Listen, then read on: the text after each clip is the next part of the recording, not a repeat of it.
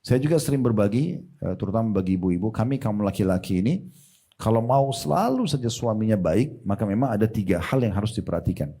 Ini sebenarnya rahasia laki-laki, tapi saya sampaikan. Jadi yang pertama itu adalah pandangan mata.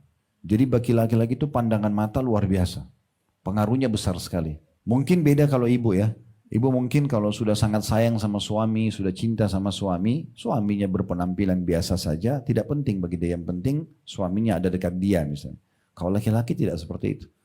Jadi apa Nabi sampaikan ini, wanita terbaik, wanita yang kalau dilihat oleh suaminya, suaminya senang, itu ternyata berlaku sepanjang hidup ibu. Gitu kan. Jadi memang pandangan mata, kalau dia suka penataan rumah tertentu, dia suka ibu pakai baju tertentu, ya, warna tertentu, maka ibu lakukan saja. Pandangan mata itu sangat berpengaruh sekali bagi laki-laki.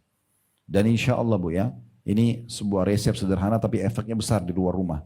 Kalau ibu sudah terbiasa pakai pakaian yang dia suka, ya, dan ini maaf, biasanya yang dijual oleh pelacur apa sih?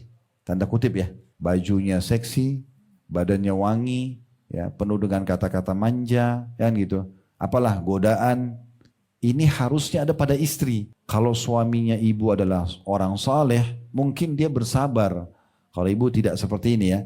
Tapi kalau yang tidak soleh, ini keluar cari perempuan itu di sana. Sebenarnya perempuan itu buruk akhlaknya. Tapi karena dia punya ini, kalau ketemu dia senyum, dia ramah, dia manja, dia seksi, dia wangi, terbelihlah sang suami. Bahkan kadang-kadang ada suami yang salah, dia melangkah menikah dengan wanita tersebut karena dia pikir di benak dia kebutuhan ini terpenuhi. Tapi setelah menikah ternyata perempuan itu buruk akhlaknya, buruk agamanya gitu kan. Maka setiap wanita soleha, istri di sini maksudnya, harusnya dia mengalahkan wanita-wanita buruk itu di luar sana. Kalau perlu sampaikan ke suami, belilah baju apa yang disukai nanti saya pakai gitu aja. Jadi nggak ada yang salah di situ ya. Itu yang pertama. Yang kedua tentang masalah perutnya. Ya. Salah satu fungsi daripada nafkah yang dikasih adalah makanan dan minum kan. Nah ibu kalau mau masak sendiri bagus. Kalau ibu tidak bisa masak, ibu mau siapin makanan sudah jadi, catering, ada pembantu, gak ada masalah. Yang penting ibu terlibat. Nah kalau dalam makanan ini, ibu coba cari tahu makanan apa yang paling disukai. Biasanya kami laki-laki itu punya kayak ciri khas dalam makan ya. Kayak misalnya ada orang sukanya ada kerupuk misalnya. Maka selalu ada aja itu. Atau tempe misalnya, ada tempe walaupun ibu masak yang lainnya. Sehingga makanan kesukaan dia ada di situ. Jadi itu tidak butuh banyak kok sebenarnya. Kemudian yang ketiga masalah kemaluan, kebutuhan biologis. Jadi ibu jangan samakan ibu sama suami, nggak bisa sama. Ya, beda sekali antara langit sama bumi ya.